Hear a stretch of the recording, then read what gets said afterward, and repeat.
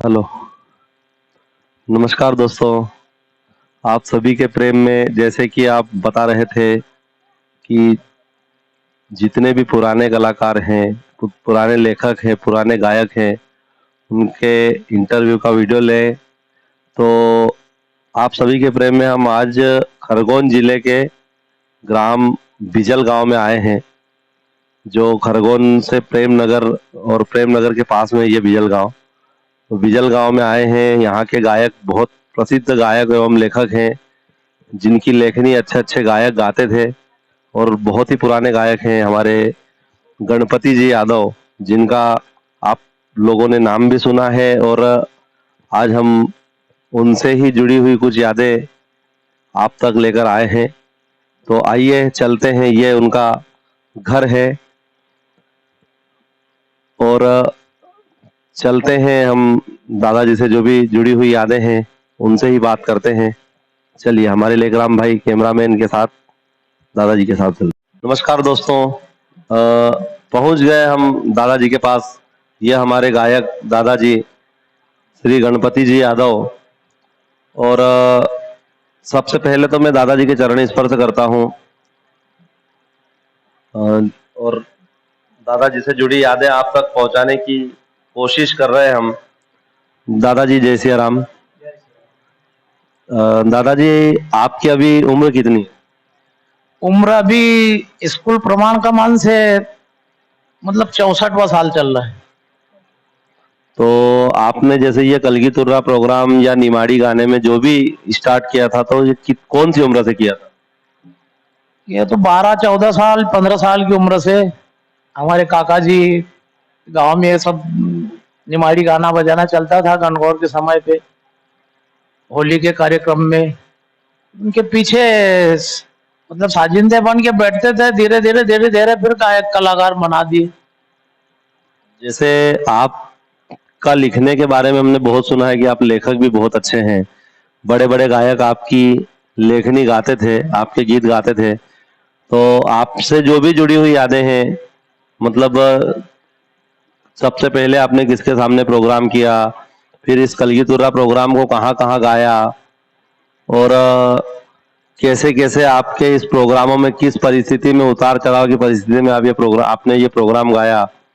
और जैसे आकाशवाणी गाया था आपने, तो आकाशवाणी का भी हमने सुना है। तो आकाशवाणी में कैसे गए थे, किसके थ्रू गए थे, किसके द्वारा गए थे, ये थोड़ी सी बातें हमारे दोस्तों को, हमारे दर्शकों को बताएं। देखिए, सबसे प्रथम ये गाना बजाना हम निमाड़ी गाना बजाना सीखे। मुरली दादा थे कलगी दल के वरिष्ठ गायक कलाकार, महाकवि जिसे बोलते हैं। उनके द्वारा हमारे काका जी थे, वो कलगी पार्टी का गाना गाते थे, एक तुर्रा पार्टी का गाना गाते थे। मेरे को तुर्रा पार्टी का गाना पसंद आ गया, तो मैं लिखने लग गया। उनकी रचना, जो कवि थे उस समय, उनकी रचना लिखते लिखते लिखते लिखते मुरली दादा की, मांगीलाल दादा टेलर जो लिंगुल निवासी थे, वे हमारे गुरु के मान से गुरु थे ये समझो। उनके आशीर्वाद से फिर खुद स्वयं लिखना चालू किया। मेरी स्वयं की पढ़ाई तो सिर्फ 5वीं क्लास की है। गुणसत्तर में स्कूल छोड़ दी थी मैंने। सरस्वती माता की कौन से पुण्य प्रताप से मिली, उनकी अनुकंपा से आज तक भी जो लिखते आ रहे हैं, सरस्वती माता की कृपा से लिख रहे हैं। जैसे आपने सबसे पहले प्रोग्राम किसके सामने किया था? सबसे पहले प्रोग्राम राधेश्याम भाई सोलंकी के साथ में हुआ था पेनपुर में, गणगौर पर्व पे। उसके बाद खड़की, राजपुर के पास खड़की में 2-3 प्रोग्राम, तुलसीराम भाई पटेल, राधेश्याम भाई सोलंकी।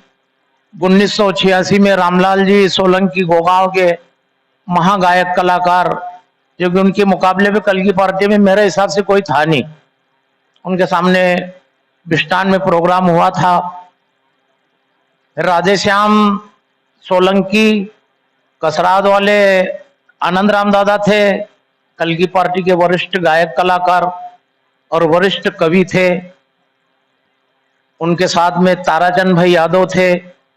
ताराचंद भाई यादव के सामने भी बैठने का सौभाग्य प्राप्त हुआ और उनका बहुत स्नेह हमें मिला, और आनंद राम दादा की तरफ से भी हमें स्नेह आशीर्वाद मिला। इस प्रकार से फिर छोटे बड़े प्रोग्राम तो हमेशा चलते रहते थे। हर गायक कलाकार ग्वाड़ी में थे, चंपालाल भाई आज भी है, और पुराने जो काना मौजा थे वो शांत हो गए, रामलाल भाई सोलंकी शांत हो गए। सरस्वती माता की दया कृपा से बड़े बड़े वरिष्ठों के साथ में बैठने का मुकाबला हुआ। और जैसे आपने इतने प्रोग्राम की, इस प्रोग्रामों में आपसे कोई ऐसी याद आपकी कि यार उस प्रोग्राम में मेरे साथ ऐसा हुआ था, या उस प्रोग्राम में उस गायक के साथ मुझे गाने में मजा आया था, ऐसा कोई गायक जो आपको अच्छा लगा हो कि उनके जैसा कोई गायक नहीं था, जो जिनके सामने आपको गाने में मजा आता था, आनंद आता था? गाने में तो बहुत सी कल की पार्टियों के सामने प्रोग्राम हुआ, पर मेरे हिसाब से रामलाल जी सोलंकी थे गोगावा के, रामलाल भागीरथ जिनका नाम बजता था। उनके अलावा बहुत से कल की पार्टी वाले मिले, पर बाकी उनके समान मेरे को कोई गायक कलाकार नहीं मिला, क्योंकि वो दिग्गज आदमी थे, बड़े मतलब शांति स्वभाव के गायक कलाकार थे, और उनके द्वारा हमें भी कुछ सीखने को मिला। वो तो अब चल बसे इस दुनिया से। बाकी राधेश्याम भाई सोलंकी ये है, ताराचंद भाई है, इनका सबका हमें स्नेह मिला। पार्टी में भले ही हम कलगी तुर्रा के हिसाब से अलग अलग रहे, पर बाकी प्रेम एक समान भाव से रहा। और जो ये निमाड़ी धरोहर है, इसे उन्होंने संभाल के रखी थी। और अब हम आज के जमाने में तो सब फिल्मी दुनिया हो गई, वो गाना बंद हो गया, कोई ज्यादा गाता नहीं है उनको। तो जैसे ये कलगी और तुर्रा जो नाम है कि कलगी तुर्रा, तो ये वास्तविक में है क्या? हमारे दर्शकों को ये दिखाए कि कलगी और तुर्रा है क्या। देखो, कलगी और तुर्रा इस विषय में तो हम भी बहुत नादान हैं, हमको भी नहीं पता। पर हम जो हमारे वरिष्ठों से सुनते थे, जो गुरुजनों से सुनते थे, कि कलगी तुर्रा नर और नारी का रूप बताते थे। तुर्रा नर का रूप मानते थे, कलगी नारी का रूप मानते थे, ऐसा हमने सुना था। बाकी उनके बारे में हमें कोई नॉलेज नहीं था। एक कंपटीशन का आना था, कव्वाली जैसे मुकाबला चलता है, सामने वाली पार्टी ने जो छंद रचना पढ़ी, उसको छंद रचना को उस हिसाब से नीति के मान से काटना, उसका जवाब उत्तर देना, ये गाना बजाना आमने सामने काट छाट का गाना था, ये चलता था। आप आकाशवाणी भी गए थे, तो आकाशवाणी आप कौन से सन में गए थे? आकाशवाणी हम गए थे 1982 में, और वहां का नियम था कि साजिंदे एक समान स्वर में होना चाहिए। तो हमारे जो साजिंदे थे वो 2-3 साजिंदे 200 कर्कश स्वर में थे। उन्हें हमने बोल दिया था कि तुम सिर्फ बैठे रहना, आवाज मत मारना, फिर भी वो माने नहीं, और कर्कश स्वर में आवाज तो वो फेल कर दिए। पर बाकी वहां से 2 बार लेटर फिर आया था कि आपकी आवाज केंद्र से प्रसारित करने लायक पाई गई है, अब साजिंदे बदल के आओ। पर फिर क्या, समय का अभाव ऐसा था कि हम जा नहीं पाए। और फिर सोचा कि वहां के जो परिषदाध्यक्ष अधिकारी थे वो फिर बदल गए, जो निमाड़ी की चाह करने वाले थे वो रहे नहीं, मालवा की चाह करने वाले रहे, फिर निमाड़ी को फैल करने लगे। जब से जाना आना फिर बंद कर दिया हमने। तो जैसे वो दादाजी, जैसे आपसे जुड़ी बातें आपने अभी हमें कार्यक्रमों की बताई, आशीर्वाद देने की बताई, तो आपके गुरु कौन है जिनसे आपने बीड़ा खाया है? देखिए, गुरु मेरे हिसाब से बीड़ा खाने के बाद भी बहुत से शिष्य आगे बढ़ नहीं पाए, पर लिंगुल वाले मांगीलाल दादा टेलर जो एक बार यहाँ आए थे, उनका कार्यक्रम चल रहा था, मेरे काका, मेरे परिवार वालों ने मेरे को उनके पास बिठाया कि ये लड़का गाता है। तो वो दादा ने मेरे को गाने को बोला, तो मैंने बोला कव्वाली तर्ज एक गाई, कव्वाली धुन। राम लक्ष्मण का संदेश लंका में जब दुष्ट रावण को जाके सुनाया गया। मैंने ये कव्वाली तर्ज गाई। मांगीलाल दादा मेरे समीप बैठे थे, उन्होंने मेरे सिर के ऊपर हाथ रख दिया। फिर दूसरे रोज मेरे को घर पिताजी को बोले कि मैं आपके लड़के को बीड़ा दूंगा, तो मेरे पिताजी नहीं बोल गए कि मैं बीड़ा नहीं खाने दूं, बीड़ा खा के ये पागल करोगे। और वो दादा ने बोला कि दादा तुम बीड़ा मत दो, पर मेरे को ये भान नहीं है कि रात को इसकी राग में मैं खुश हो गया था और मेरा हाथ, सीधा हाथ इसके माथे पे रख दिया गया है, तुम इसे गाने में रोक नहीं पाओगे। गुरुजी जरा थोड़े नाराज होके चले गए, पर उनका आशीर्वाद मेरे को मिला। आज तक भी मैं लिखता हूँ, उनकी ही प्रेरणा से लिखता हूँ, और बराबर गुरु के मान से उनकी छाप हर छंद रचना के ऊपर रखी है मैंने, बिना छाप के नहीं गाया मैंने। और जैसे हमारे दर्शकों को आपके समय के कुछ गाने या जो भी आपको अच्छा लगता हो, कोई गाना पुरानी राग में, जैसे कलगी तुर्रा चलते थे पहले, जैसे 5 लरी 4 लरी, ऐसे हमने सुने हैं कि 4 लरी के गाने होते थे, 5 लरी के गाने होते थे, 4 अंग बंदिश होते थे। ऐसा कोई सा भी गाना हमारे दर्शकों को सुनाए। देखो हमारे गुरुजी जो गाते थे वो शब्द के खिलाड़ी आदमी थे। पंचलड़ी गाते थे वो, फिर चौवंगी गाते थे, शब्द का खेल था उनका। वो समय गाते थे वो गोपियों के और श्री कृष्ण के ऊपर लिखा है, 22 लाइन का शिकस्ता है, मैं सिर्फ 2 लाइन सुना पाऊंगा।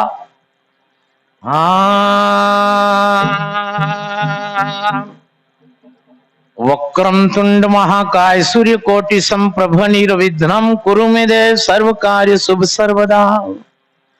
विघ्नेश्वराय वरदाय सूरप्रियाय लंबोदराय सकलाय जगद्विताय नागाननाय श्रुति यज्ञ विभूषिताय गौरी सुताय गणनाथ नमो नमोस्तुते।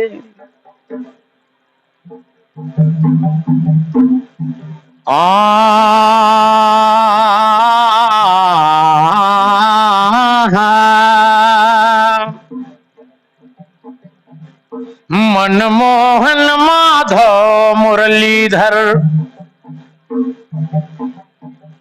मनमोहन माधव मुरलीधर, मनमोहन माधव मुरलीधर, मनमोहन माधव मुरलीधर।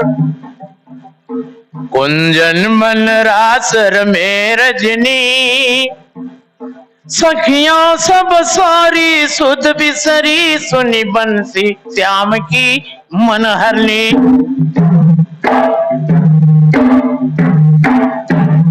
और एक चौवंगी जो गाते थे, हरे ललित लज्जा लेके चली है,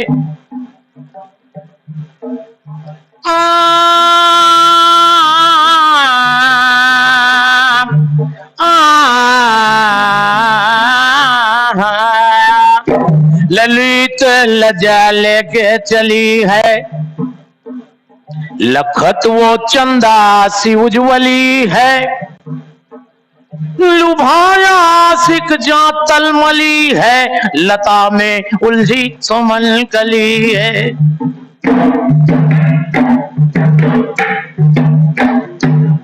हाल तुम सुनो शहीद वीर का, राजेंद्र यादव शहीद सिपाही, उनकी याददाश्त में 4 शब्द लिखे हैं। हाल कहूं शहीद सूरवीर का,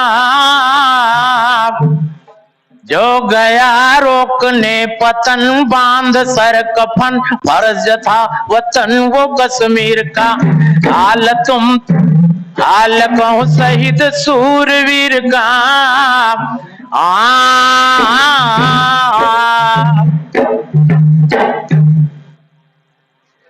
क्या बात है दादाजी, बहुत आनंद आया। और कोई सी अच्छी रचना हो जो आपको अच्छी लगती हो, एक आपकी रचना, पसंदीदा रचना कोई सी भी जो आपको अच्छी लगती हो, वो हमारे दर्शकों को दिखाएं।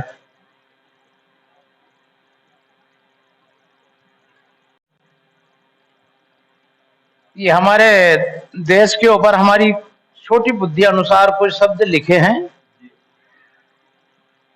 और ये राग धुन जो बड़गांव वाले ताराचंद भाई थे उनसे हमको सीखने को मिली थी और निमाड़ी शब्द में है, आम भारत को विश्वम उज्ज्वल नाम,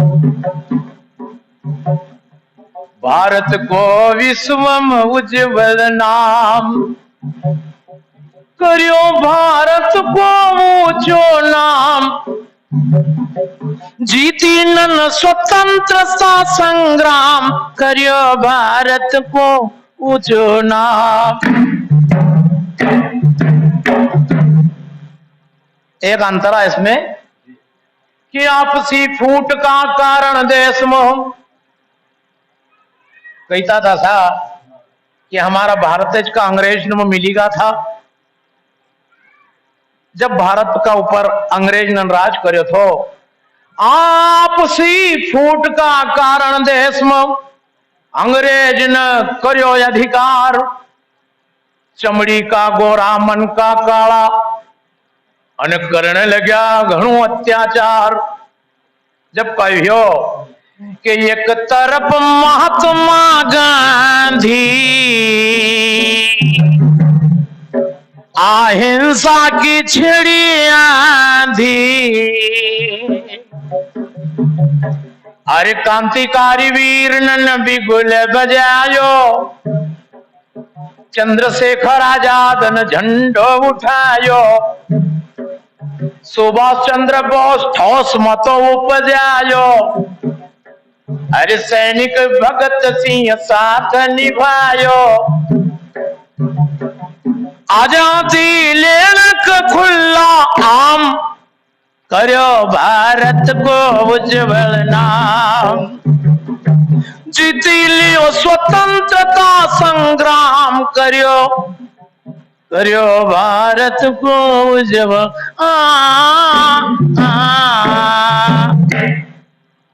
क्या बात है दादाजी, बहुत ही आपने आनंद विभोर कर दिया आपकी गायकी से। और इतना अच्छा लगा आपसे मिलकर, आपसे जुड़ी यादें जो आपने दोस्तों को, हमारे दर्शकों को दिखाई। अगर पुराने गायकी जो क्या होती है ये हमारे दर्शकों को दिखाया, जो आज के गायक हैं वो ये गायकी सुनकर जरूर बोलेंगे कि कलगी तुर्रा का गाना ऐसा होता था। आपसे मिलके भी बहुत अच्छा लगा। इतना समय दिया आपने इस कपास के सीजन में, जो खेती किसानी का काम चल रहा है, अभी किसी के पास समय नहीं है, लेकिन आपने हमारे लिए इतना समय निकाला, हम आपके बहुत बहुत आभारी हैं। इसी के साथ दोस्तों हमारी वार्तालाप, हमारी बातें यहीं समाप्त करते हैं। हमारे कैमरामैन लेकराम भैया के साथ जय श्री राधे, जय गुरु महाराज।